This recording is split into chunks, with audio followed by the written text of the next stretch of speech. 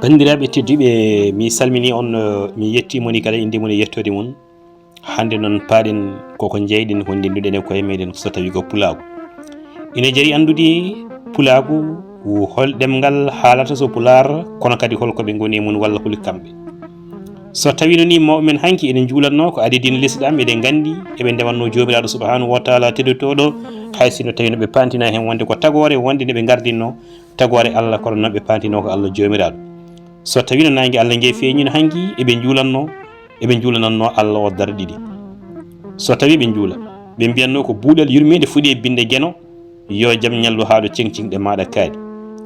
Jawdi ɓesgu ene sari e ladde yo yitere maɗa reen kala gueno min cotorima beegi baggi e dimari e ƴiƴam sagataɓe amin kedde fimde ma min peptata, min penata, min kulata so wonama an Allah, min toñata hay goto, min gujjata jawdi janandi, min janfata ko hay goto, min taƴata en ɗemmaji amen, min gofatama ɗum woni min jinata.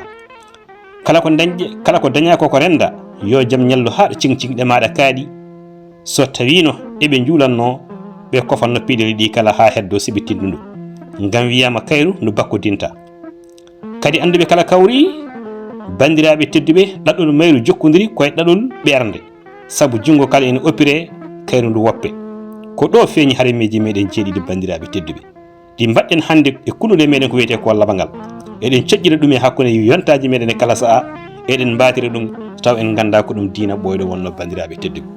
So tawi en jokki andude tigui tigui ko wiyete ko wonde pulaagu, ngorodi ma mbiyen ɗaɗi pulaagu, anduɓe mbi ko ndimaku, cuusal e jambaragal, hakkillantagal e ko nandi hen. Mawɓe fulɓe mbi ɗeɗo gueɗe eɗen jeeya tigui rigui e gandinoje aade oɗo aɗa yiya ko pullo, saabu ko pulaagu tan walla ko pullo tan herori ɗeɗo.